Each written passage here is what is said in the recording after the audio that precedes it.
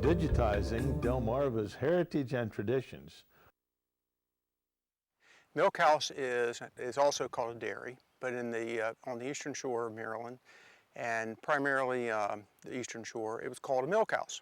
It is a structure that was used for dairying products, dairying products, cheeses and butter.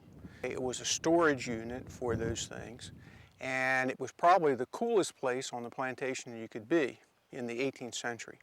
The lady of the house was very active on the plantation. Her rounds started very early in the morning before light, overseeing all aspects that were her domain, and this was one of them. They probably had one dairy maid that was responsible, but the lady of the house held the keys to that dairy. It would not have been available to anyone else unless you got them from the mistress of the house. She would see to it that the products were produced of the highest quality, and she would give the directions to her servants, to the slaves, the dairy maid, to be able to accomplish what she wanted, and they were accountable to her. She was also responsible for any other aspects. For example, the chickens that would have been out here were her domain. She usually had a basket that held all the keys to all of the cupboards and so forth. And if something were needed, she was the one that you went to have access to it. And so she was able to keep tabs on all that, as well as doing all the mending, seeing to it the cloth was produced, because it was a cottage industry producing cloth here on the plantation. So she was extremely active, overseeing all the meals, overseeing her children. She was the doctor on the plantation for all of the inhabitants of the plantation, and as well as her family.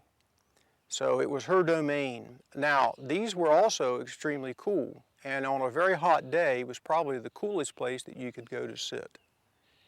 And I'm sure that's often what the case was, that she might have been conducting her business in the hot summer days, seated in that dairy.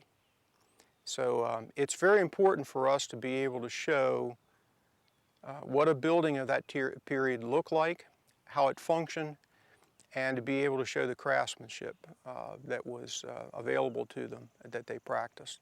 This one happens to be based on 1798 tax inventory that was taken for Pemberton Plantation.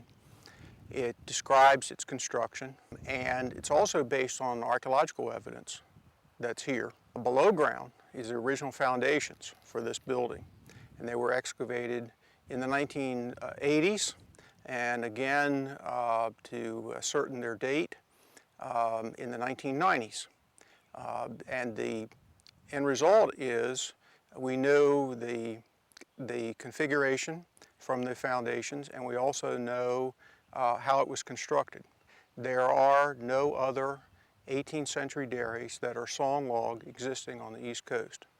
So we were faced with a problem in reconstructing it, finding precedent, which we spent exhaustive research trying to do, and then coming up with a design based on the Bassett Hall dairy, which is the same time period in Virginia. We've brought this log crib down. We put it together first in Cants, Pennsylvania. It's a log crib milk house.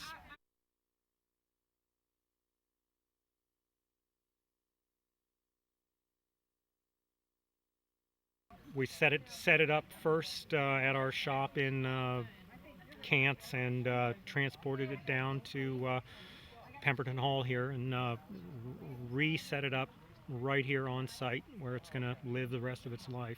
The interior of the building made use of shelves. The shelves serve for two purposes. They kept the milk that was poured into pans, large open bowls.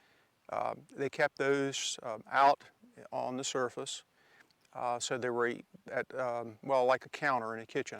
and then the pans were filled with milk, allowed to settle, strained through cloth first.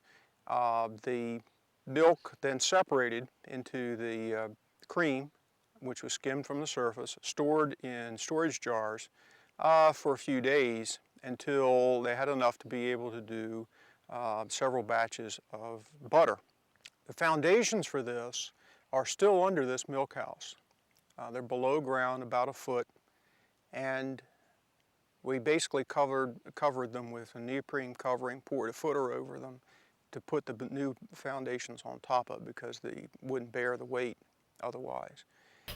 Well, we're traditional carpenters. We do historical restorations on site and also reconstructions of houses. And then we'll take them down, number all the pieces, and put them back together and put them back up. Most of my adult life I've been involved in building trades and mostly timber framing and log construction. It takes time. It's a lot of labor. They have to have their tools sharp. It's a love of the tooling, really, more so. I guess their tools become important to them. I think too that their technique of doing it, the way that they would cut their joint, the way that they would saw the wood, more matter of fact, more automatic. Take 10 minutes to do that cut, that's how long it would take. Or 5 minutes to do that, that's how long it would take. And they were, pace themselves to do that all day long. So in that way, realize that it was a little bit harder than today. Where now, you have more power tools to do the cut. You could set them up and take mental pressure maybe to use them. Back then, it took a lot more physical energy to do the work. So that connection with the old builders, they're all, you always see that. I always feel it. The building is constructed using sawn log compound dovetailed corners. It's a very difficult process. Well, these timbers are 10 by 6s, white oak. You get one opportunity to cut them. You couldn't fit your fingernail between them. They are constructed the building is actually constructed from white oak logs that were salvaged from an 18th century barn in Pennsylvania. The corners on this log crib are dovetailed corners. That's a very typical German construction, a little atypical for English.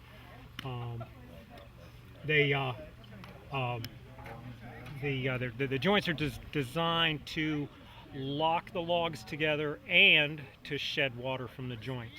Each one of these has the surface of the dovetail slopes in and out. So any water going in the joint comes out the lower corner of each top dovetail. More typical German than English, however, those guys shared the techniques, and so that they'd cross over. English would be more typical to have a V-notch. Guys who saw things that they either liked the look of or liked it the way it worked, then they would copy it. Typical on log construction is to cut out door sills and headers. The door sills cut out of the sill log, and the door header cut out of the log at the top of the door. This door frame is set so you have a door that opens inward. Something that's typical of colonial construction. If you look up here, you'll see that the beadwork is mitered, and the rest of the joint is not. It's butted. That's pretty typical of colonial construction. The sill is routed out and down to shed water from the sill from the inside toward the outside. The rough jamb. This is a rough jamb, but it's also the finished jamb. It's so it's not only rough, but it's the trim, and the bead on the edge is pretty typical of a lot of colonial construction. The jamb is tenoned. There's a tenon cut on the end of the jamb to fit into a mortise that's in the sill and a mortise in the header above. In order to this rough slash finish jam is also going to be pegged into the logs at the jam, and that's going to control keep the logs from shifting in and out. The exterior of this building is based on the Bassett Hall Dairy and has a very specific set of proportions that were developed for the Bassett Hall Dairy. The proportions on the interior of this are also based on a cube.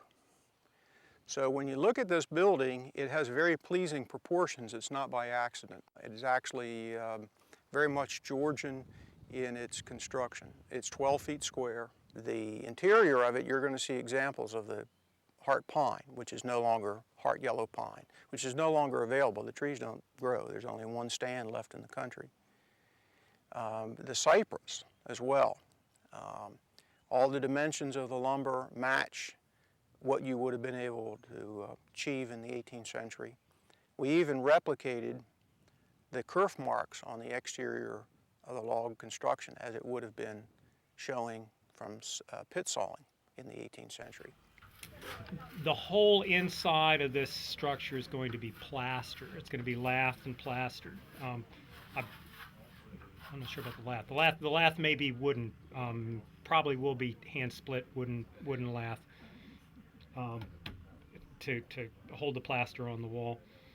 The paint colors on the exterior of it are determined using spectral analysis and microchemical analysis of the paint layers that were originally put on Pemberton Hall when it was built in 1741. The whitewash that's on the exterior and interior was actually produced from lime. It's caulked and chinked with oakum because we have documents that said that oakum was used for the chinking. The only place you can get oakum at this point is from the West Coast in San Francisco. So we've gone to great pains to make this exactly what was here, as close as we possibly can. These timbers are all recycled from previous structures. You'll see a number of mortises cut into the timber. They don't apply to this application, this lifetime of these timbers. The timbers were either the mortises cut are either for studs from walls or floor joists from floors. So these are they're recycled beams from former buildings, a couple of barns, a house, maybe a house. Anytime you walk into a log structure or a timber structure that certainly if it was built in the, say, the 19th century, doubly certain if it was built in the 18th century. If you look at the major pieces that were used in the structure, you'll see evidence that some of those pieces were used in a former structure. You'll see evidence like mortise holes that show that those logs were salvaged from a previous building. The timbers were probably 300 years old when they went into that 200-year-old barn.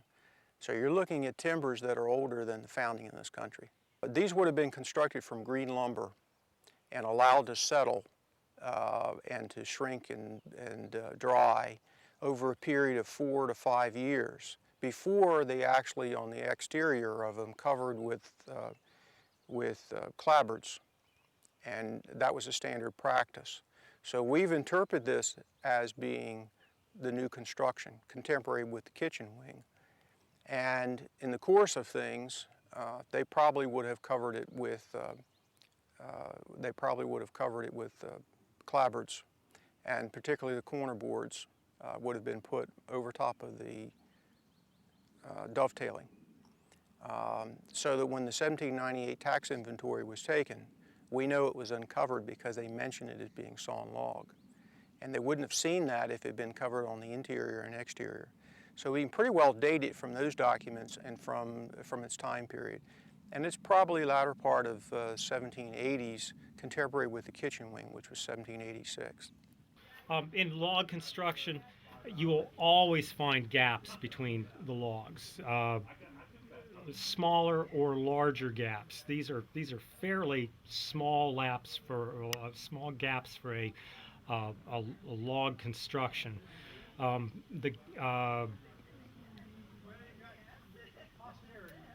The gaps are going to have to be filled so that you can keep air and windblown rain from coming in and out. We'll put some sort of a solid, whether it be possibly wood, possibly some small masonry, to make a solid fill in between the logs. That's going to control vertical and a little bit of horizontal log movement. That's called the chinking. You chink between your logs, and then on the outside of the chinking, you'll daub it. Typically, that's clay soil plus lime, maybe a little straw filler. Later on, maybe something cementitious. But that would be the daubing outside of the chinking. That would do a final seal to seal the outside air from penetrating.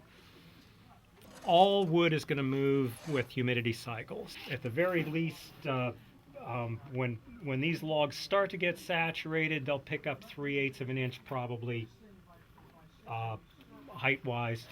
And as they dry out, they'll lose that 3/8 of an inch. So they're in constant motion as humidity cycles up and down. Something else that is going on with them is that the different densities and different types of fibers within the logs will cause the logs to shift, twist, and move in multiple directions. Wood's a very non-uniform substance, so there's a lot of random motion, and it's somewhat of a cellulose sponge, and it picks up humidity and loses it from the air. You notice it has the gray grill work that goes around the top, just under the eave, under the plaster cove cornice. That is designed to be able to siphon air through. And in the summer, on a very hot day, it's 15 degrees cooler on the interior than it is outside. This is upside down. And this side will get a tenon put on it to fit in those mortises that we're making up on the top plate of the log. First you pre-drill your holes to the depth that you need. That opens up pretty much most of the mortise. And then you take a hand chisel and slowly carve away at the edges to square it off. So this will line up tight and it slips in. The idea is to have it flush on the outside. The joinery, cutting logs to length and dealing with the dovetail joints and setting the structure up roughly took 2 men about a week. For our louver studs, the louvers stand up about 1.5 feet. So there's a framework and all the little louvers go in, and these are actually the studs. And the studs will be tenoned and they'll go in and we'll actually peg them to the outside here right through. Then on top of the louvers is another maybe 1 foot, and then the roof is resting on top of that section. You can connect the timber frame roof to the log sill, which is always a trick.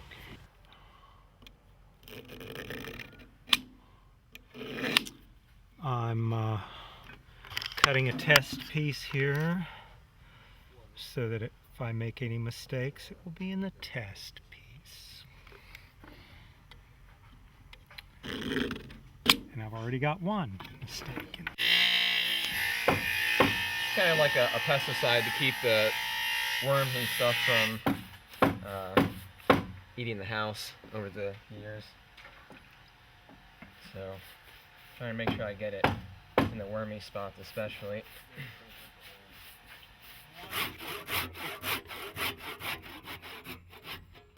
This is to make it easy to chisel out for the bevel so that the louver drops in. It's weather protection. I put the leg of this against there, and as this arm comes down, you can see a nice gap under there. There's a gap there, it's touching there. So that means the timber itself is at a square.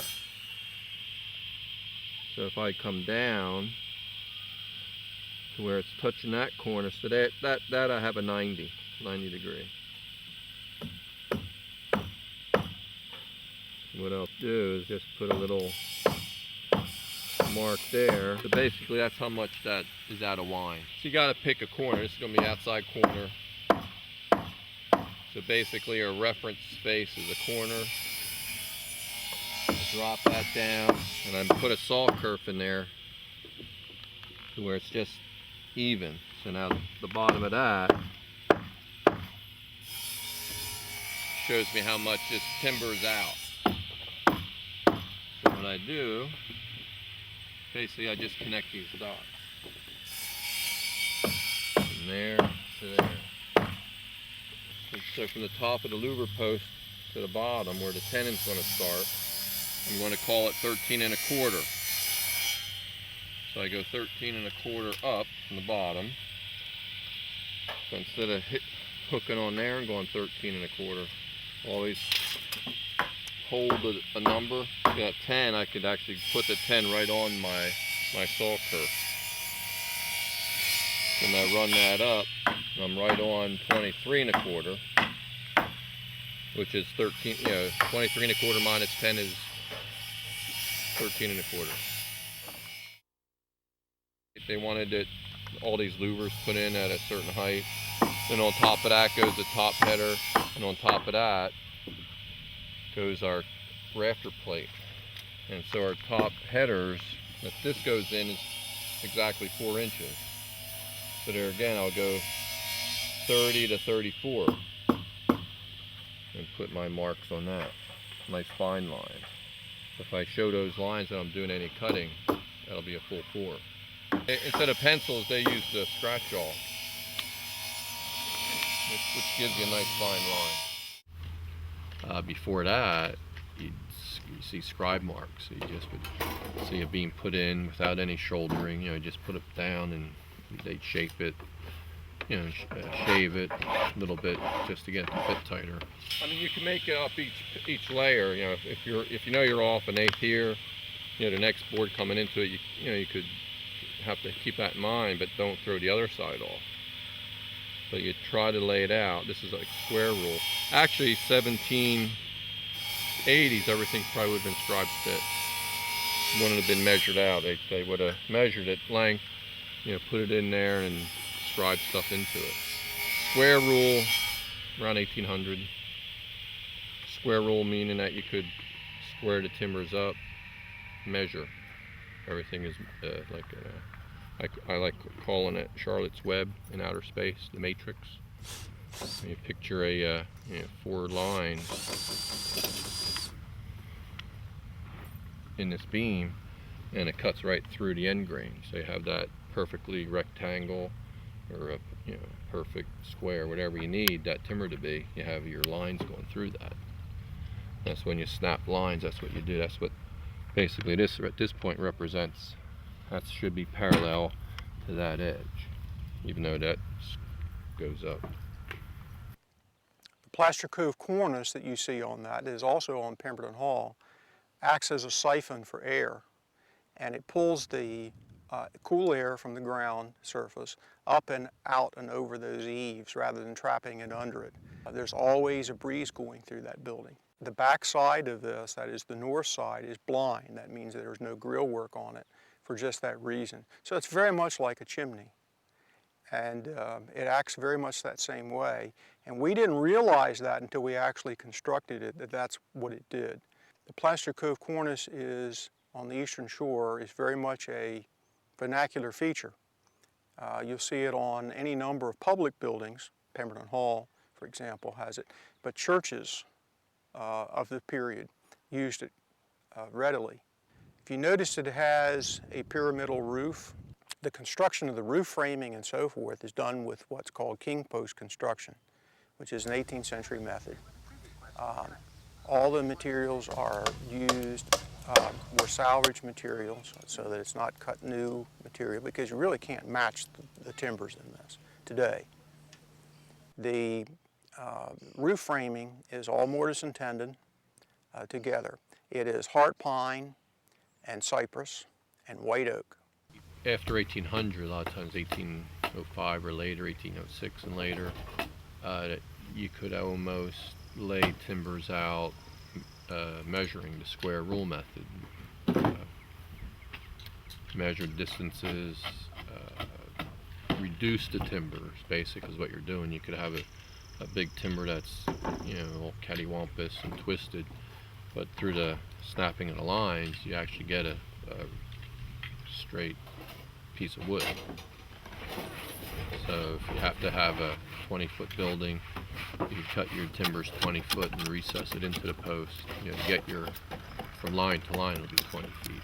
You could have extra inside or outside, but your reference lines are important. Trying to get this top louver system on, you know, the joinery, or the joints on the log part, compound dovetails, they were done at off-site and brought them in and assembled it. Now, to get a square box on top of the logs, it's quite a trick, because you have to connect without too many nails. But in so doing, we're trying to get all the posts in. Try to get a post down through the two logs.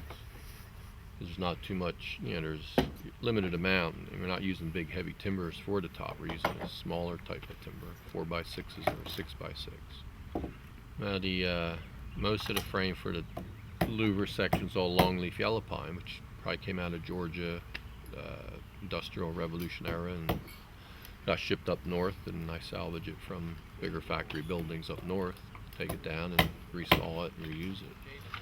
So the wood, like I say, you know, 150 years ago it was used. So it was cut at least that long ago, plus the trees themselves were several hundred years old. The logs and some of the frame would be oak, recycled out of old you know, timber frame barns or log houses up north, Pennsylvania. My theory is that, you know, use a good piece of salvage timber. It's already checked, it's already done shrinking, and it's more stable. It's harder on the tools, it's harder to work with, and it's heavier. Or actually, it's probably lighter than greenwood, but it's not as forgiving as the green timber. But once it's the joints made, once everything's put into place, it doesn't move around that much. A lot of bold buildings, you do have to just take your own measured drawings of them. And there are a lot of people that, maybe handfuls of people that are good at doing that. They have a good knack of knowing how they used to build back then. And they have a good knack of drawing it down, or, you know, making it a drawing. And that's as important as understanding how it goes together. I guess my expertise is more in, you know, visualizing the finished product and getting there without actually having it all down on paper. And I think that's what happened a lot of the early house rights. They just built as they went. They had an idea of what it should be. They had their dimensions, and it all came together step by step. You just had to, I don't know, you know, I guess the early plans, there are some. I mean, Joe Smith was an early architect, or I don't know if it's Joe, but some Smith. And he had plans, but early architecture started 1700s, but not too much of it. The finial that's on here is a reproduction of one from a Milkhouse over in Talbot County that we salvaged a few years ago. Unfortunately, it was too far gone to be able to utilize, so we had it replicated. If you look at the roof, it is sawn shingles that are red cedar shingles, and it's laid in the English method. Each shingle, if you reach the corners of that pyramid, have to be fitted to the next one exactly as you would do a keystone, and then each one planed to fit at the corners. So when he did the construction of this, he was extremely accurate with what he did. And he's an excellent craftsman, and the house wright that produced it, because that's what he is, took great pains to make sure this is very accurate. And I think a lot of early building was laid out first on the ground, at least put together. Not erected straight up, at least laid out, wall by wall, or section by section. So in that way, we're doing it the same way. All the hardware on it is 18th century material. It's not reproduction. The hinges and lock and so forth are all 18th century. The screens on the interior of the louvers are hand-woven linen frames, each one of them fitted to the specific opening.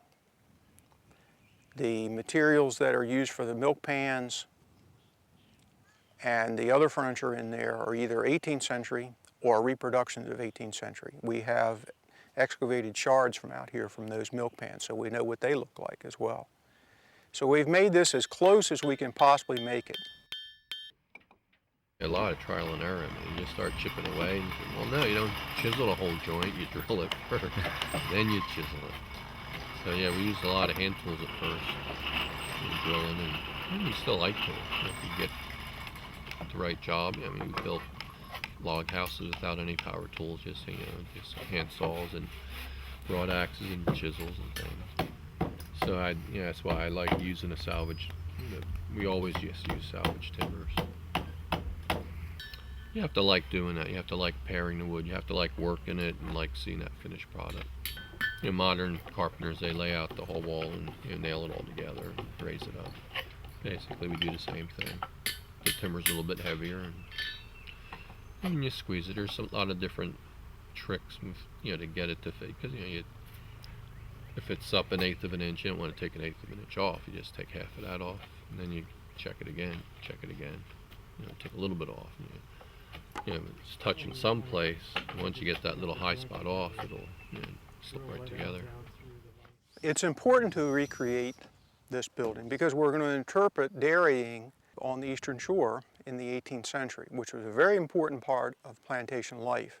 We intend to reconstruct all of the outbuildings that were present on Pemberton Plantation. We have 1798 tax inventory, and we have other lists as well. We know the specific buildings. We don't know their locations. Archaeology is going to provide that information. And we're going to reconstruct as many of them as we can. The current barn that's within the park property is a recreation on the exterior of an 18th century Eastern Shore, lower Eastern Shore tobacco barn with the flankers or sheds that are off to the side. And that's the exact proportions of Isaac Handy's barn from the 1798 tax inventory. So we will be adding other buildings to this. And you notice next to it is the wellhead and the original well, and it's reconstructed on its original location using the techniques, which was wooden lined, to recreate it as well. So we can actually draw water from it. So the interior of this is set up with the furnishings the way it would have been in the 18th century. The wax on the surface of these shelves, for example, would have been maintained on the interior of it. Now, dairying products weren't necessarily just used here on the plantation.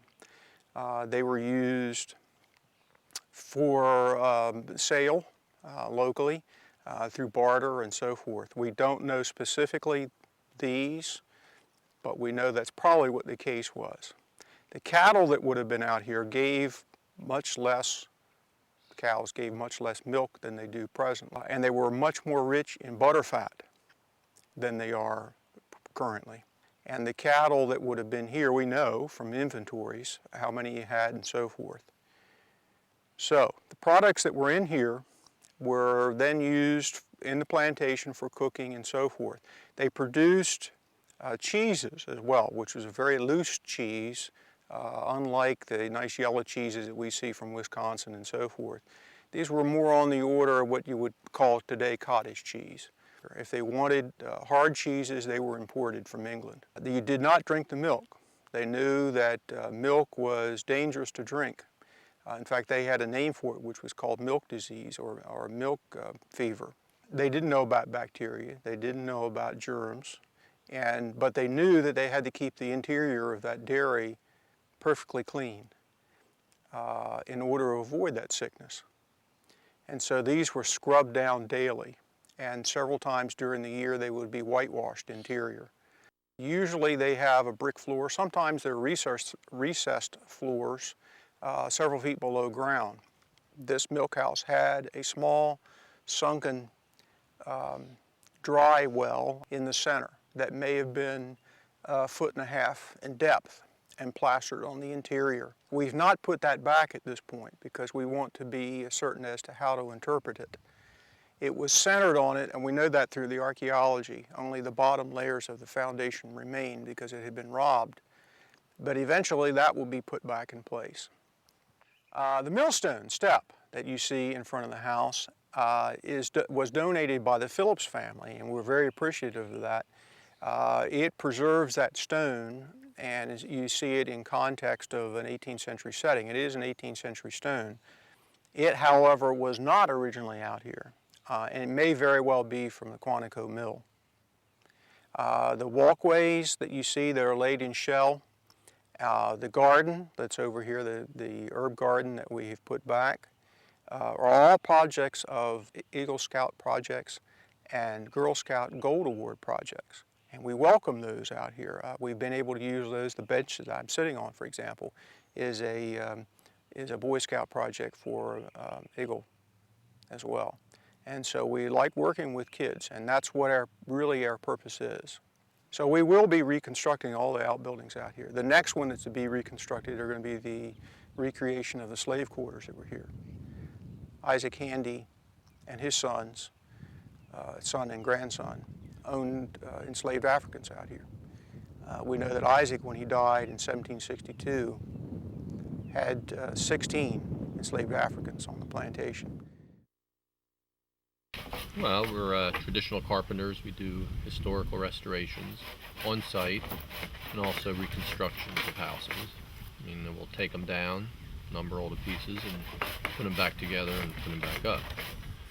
So when we take them apart, we find all the old joinery, the old techniques, the old shortcuts. I like to try to find the old scribe marks and the old reference lines where they take a timber or a beam and put all the joinery in it. So you can actually find little carrots and they're all scribe marks sometimes. So a lot of times you see a red, not really a chalk line, but a red line, which would be the Aris line or the reference line. And a lot of times they say that was like a berry, where they snapped or something that would stain the wood. A lot of barns that we take down, or you can still see those red lines on there, you know, and they've been built 200 years ago. And they're underneath floorboards, and there are places where you know, just out of the normal view. Taking buildings down, a lot of times they have numbering systems. Like, you know, we'll use magic marker now because it's easier to see them. A lot of times we take buildings down, I'll number them. You get it's like a marking tool, and I'll number each log, you know, Roman numerals usually. The old numbers are usually there, and they all have Roman numerals. Like one whole wall could be a Roman numeral, 1 through 20. The other wall will also be 1 through 20. The other wall will be 1 through 20. So you figure, well, how do they keep them separate? Well, the Roman numerals have a little flag on it. They have a Roman numeral 1 would be one wall. The next wall would be Roman numeral 1 with a little, maybe a mark. The other wall would have 2 marks. And the third wall would have 3 marks. So to keep all those marks together.